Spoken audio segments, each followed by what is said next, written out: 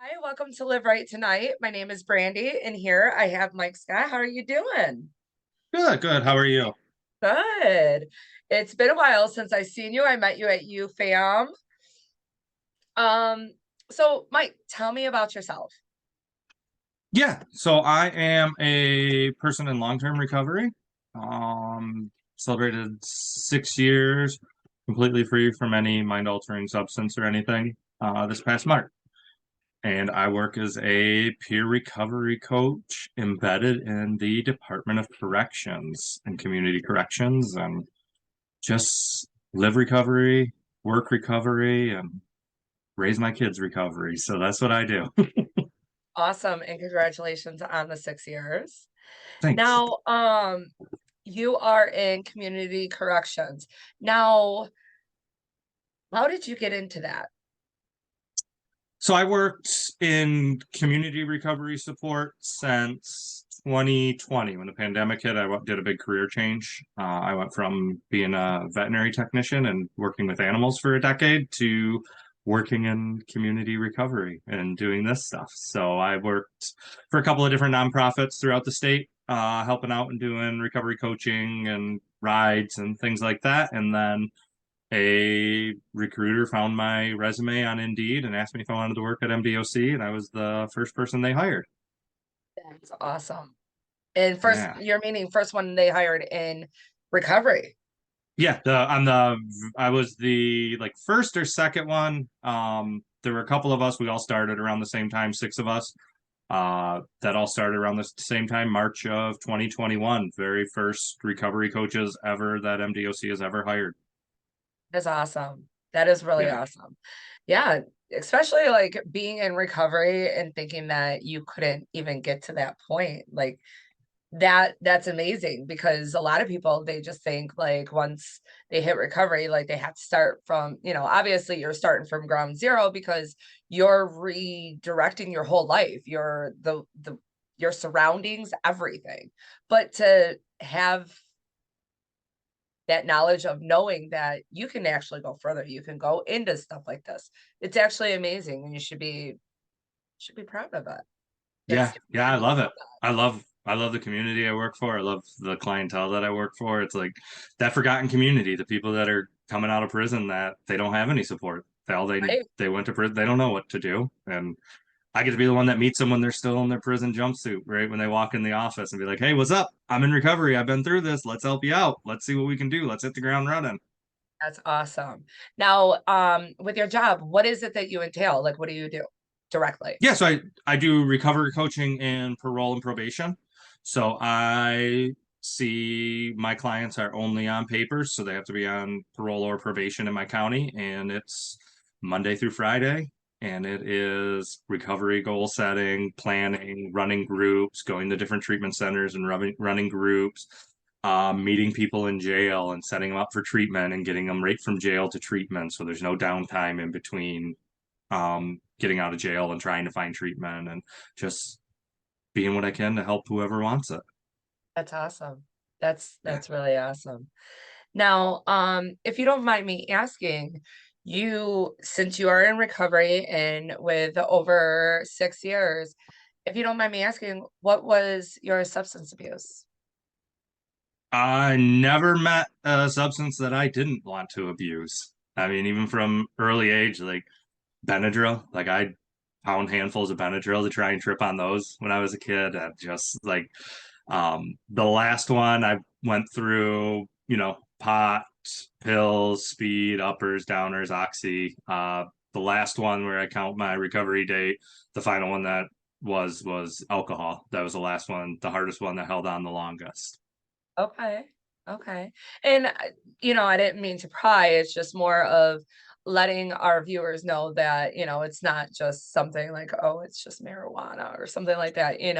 There is actually history with this, and to show them that no matter where you have an issue, there's always recovery and there's always a chance for something new and exciting for your life. So I kind of like to get in with my viewers on that. So thank you. That's the beauty of recovery. It's personal. Not everybody's It the same. is. It Some is. people And they can smoke bud and not shoot up heroin. Good for you. Let's keep doing it. If you're making your life better and you're contributing and you're having a good life, you do you. Like, I'm not here to judge anyone's recovery. Mine, it right, just took me years and years to figure out, well, I can't do that substance because that one leads me back to I'm not improving my life. So yeah. right. No, and absolutely. And that's the thing. It's just like a lot of people just feel like, oh, well, their story don't match and they have no idea what I've gone through. No, everybody goes through, it doesn't matter what the substance is. Y'all go through the same thing. Yep. Your life is unmanageable. You are losing your not your life, number one, but you're losing your family, you're losing your job, you're losing everything. And it doesn't matter what it is. Doesn't Nope. matter because at the end of the day, y'all are losing. You're losing your life, and that's the key thing. That's what you're losing, and that's what we're trying to get back. So, but so one other thing that I wanted to ask you is what what made you hit your rock bottom? Yeah. So I always thought that when I had something, I'd stop. So like drinking was the last one for me for like this last 6 years. It was just basically drinking, and it was just blackout drinking, binge drinking every single day, weekend, night, whenever I could get it. And I always thought, well, when I get married, I'll stop drinking. When she's pregnant, I'll stop drinking. When the kid's around, I'll stop drinking. And it never happened. And just one night, like on a normal bender on a Sunday night, just got completely blackout drunk. And my partner fell down the stairs with our like 10-month-old baby. And I didn't know what happened. I didn't remember it happening until she told me the next day.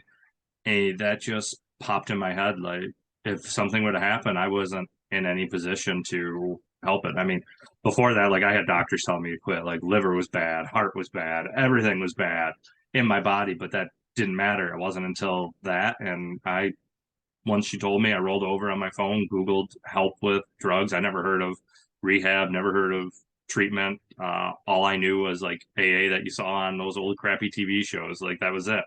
And I Googled treatment. I was living in Pennsylvania at the time and called the place within an hour, and she dropped me off there that afternoon. And that was my bottom, and I haven't gone back yet. Awesome. That Yeah. that is awesome. To actually realize that, you needed help, that's huge, huge. Because a lot of people would be like, I can manage it. But to realize it and then to see the effect, of knowing that something could happen to your significant other and your child, and you were Hmm. just uncoherent. Yep. You were We in no lived in place to help. Pennsylvania. We lived on the top of a mountain on a dirt road that in the wintertime you couldn't even get up it. You had to park your car at the bottom and walk up. So like it was like legit, like on our own type stuff. And when Wow. I realized I couldn't be there for them, I had to do something. Right. Well, I'm glad that you did. And I Me guarantee too. she's loving it. Yeah. And the kids, they got their dad. Oh, Hmm. that is awesome. And with your job, what is it that you enjoy the most about it? I would say like the community that I work for, those forgotten people. Like I get to be somebody's support that doesn't know what a support person looks like. Like they've grown up in the system or they've been through everything and not had anybody, and they don't know what it's like to have someone in their corner saying like, "Hey, let's go, good job, like let's keep going." And to see the change in people, not everybody changes, not everybody's gonna get it, not everybody wants to get it, but to see like that light come on in the ones that do and the ones that work for it, and then realize like, hey, I got to be that support person for them when they didn't have anybody. That's what I like it. That's awesome. That's awesome. And you're still active in your recovery, correct? Yeah. Yep. Got a sponsor? Nope. Nope. So I did 12 steps the first like 18 months to 2 years. I was heavily involved in 12 step, and then I've just kind of been like morphing it. I did like a year of therapy and all that stuff, and um then I went hardcore into like recovery dharma, doing all those groups and Okay. stuff. And in the last year, I've gone like full. meta hippie crazy brained head stuff. Like I do Reiki is a big thing, so I'm a certified Reiki and practitioner. So I get Reiki done on myself, like to heal the energies in me and What, I'm this sorry, but stuff. what is Reiki?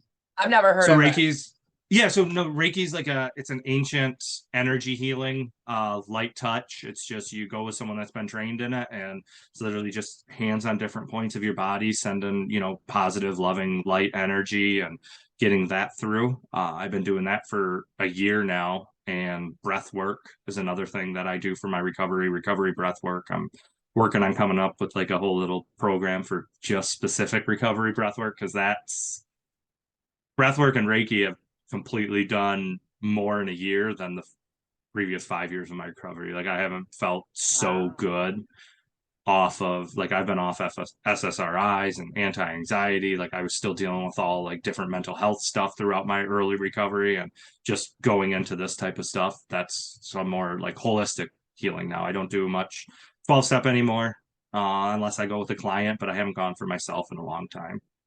Wow. Yeah, we have a yoga therapy and we're actually doing that today. Some of the in-house people in our facility, we're all doing it. And I'm actually intrigued because it's about breath, how to use your breath and meditation. I've never done yoga, so I'm okay, here we go. Uh-huh. Yeah, I love it. I don't do yoga Let's much go, but anymore, but okay. meditation's my game. I teach people, I teach meditation, I do all that stuff. So I love that holistic, just like bringing it back to your body and yourself and realizing what power you have inside of you if you just focus and slow it down and put it on the good stuff. See, I've never been a meditator. I'm a writer. Like I write all my situations. So like every night, that's how I like release my mind and, get myself into a downfall to go to sleep because I just start writing. And half the time I'm falling asleep writing. So it's like Waking that's up with where I'm ink on at. the So side of this your is like a face whole from the different pen. ball game. Yep. That's really cool. I would like to go into that and see, like Google more into that. That sounds really intriguing. Yeah, I love it. It's so freeing. And I suffer with, PTSD, anxiety and depression and all that. And I quit taking my meds just for the fact that it was like, I feel that it was doing more harm than it was controlling. And I'm like, I'm not going to have something control me. Not, Yep. not my thing. So I stopped taking them, but I've also, been writing a lot more. And then, just with our facility, we're doing so much stuff that it's like it's hard to even think about all that. And it's like Hmm. I'm on a roll and I'm like, okay. And then when when we were offered to do this meditation yoga therapy, I was like, I'll give it a whirl. Let's see. But I like now what was that called again? So I do breath work. So it's like conscious connected breathing. It's just breathing in That's a one of them on our yoga therapy as yeah. well. Yeah, and it's just breathing in a different way and it lets your body heal like all the junk that's been done to it and all the junk that's been your body's been through. It's been the first I didn't even know what it was. Junk. Yeah, it completely cleanses everything. It's a weird feeling once you're done with it. It's a very surreal, like euphoric feeling that you just feel like, man, I just went through, feels like I just ran 25 miles and I just been sitting here breathing for 30 minutes. Oh my gosh. Yeah, ours Yeah, is an hour long. So I'm yeah, like, let's do it'll this. be And what good. was the other one? The first one you said? The Reiki. Reiki. I gotta write this down. Yep. Reiki. Yeah, that sounds interesting.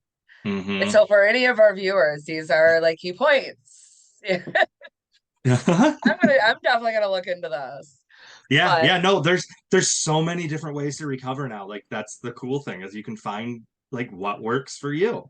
It doesn't have to be one way. You can go from one to the other as long as you're continuing like your journey and bettering yourself. Like my I goal is you said you went I never hippie want to reach style the into top of your the yeah. recovery. I don't ever want to reach the top of the hill. Like I just want to keep climbing and keeping learning new things and getting involved with different stuff. That's awesome. I like how you did say like you're in the hippie phase of recovery. Yeah, just that energy work, getting in the ground, man. I'm barefoot all the time, feeling what that earth feels like underneath me and realizing like all the stuff that makes up the trees, the grass, everything that's out there, all those elements are found in my body too. The same ones that makes the stars. Like there's a reason we're all connected. That's awesome. That is awesome. Mike, I will not take up any more of your time, but I want to say I appreciate you joining me and giving me insights of different ways of, recovery. It's not just going to meetings. You can do things like this. And, and I love it because like I said, we have yoga therapy in our facility every Thursday or Friday. No, Thursday. So it's cool. And then hearing you say it, and I'm actually doing one today. So it's like, okay, okay. Yeah. But to know that there's different passages into recovery, just not just meetings, and that's what we try to do here as well. We try to keep you busy with all different fields of things. But again, I just want to say thank you so much. Keep doing you. You're doing a great job.